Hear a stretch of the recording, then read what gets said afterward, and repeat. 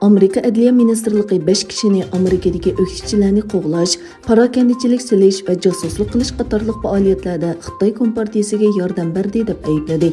Ministerlikning yozma bayonotida aytilishicha, tilga ilingan 5 kishi siyosiy ko'z qarashi va harakati Xitoyni norozi qilgan va Amerikada o'ltirishganlarga qaratilgan besimga yordam berish bilan ayblangan.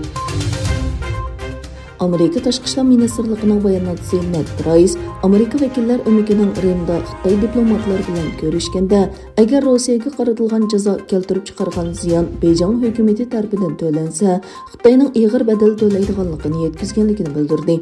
Xitoyning yuqori darajalik vakillar o'miki bilan ko'rishish sababining aloqa yo'llarini ochib qo'yish ekanligini bayon qilgan Price, bu balkim dunyodagi eng muhim ikki taraflik munosabat bo'lishi mumkin. Mas'uliyatchan davlat bo'lish sifatimiz bilan munosabatimizni shakllantirgan raqobatning to'qinishga aylanmasligiga kafolatlik qilish majburiyatimiz bor dedi. Amerika prezidenti Joe Biden dunyoning birlikka kelishiga ilgirgi har qanday vaqtda mubokarak muhtoj ekanligini ta'kidlab, Rossiya prezidenti Vladimir Putinning zolimligi va Rossiya askarlarining Ukrainada qilganlari odamiylik emasdir dedi. Angliya Davlat Mudofaa Ministri Ben Wallace davlatining Sky Saber havo mudofaa sistemasi va 100 xodimni Polshaga o'rinlashtirganligini e'lon qildi. Ministr Wallace Polshaning poytaxti Varshavada ilib borgan ziyaratining bir qismi sifatida Polsha Davlat Mudofaa Ministri Mariusz Bielaszak bilan ko'rishdi. Egilenishicha, Xitoy bayrog'i osgan 4 dengiz qirg'oqi muhofazat paraxoti Sharqiy Xitoy dengiziga talash tortishlik Senkaku oroli atrofida Yaponiyaning dengiz tavalligiga kirgan.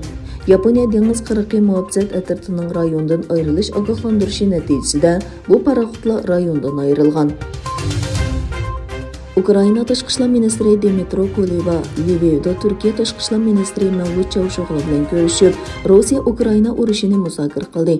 Ukraina Tashqi ishlar ministri yig'indan ilgari axborotga bergan bayonotida Turkiyaning Ukraina krizisida o'ynagan aktiv rolidan rozi ekanligini bildirdi.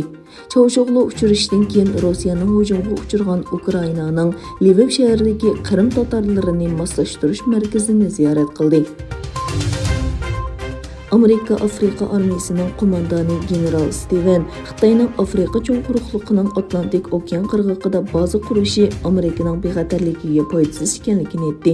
U Beijingning urinishlarini to'sish kerakligini ta'kidladi.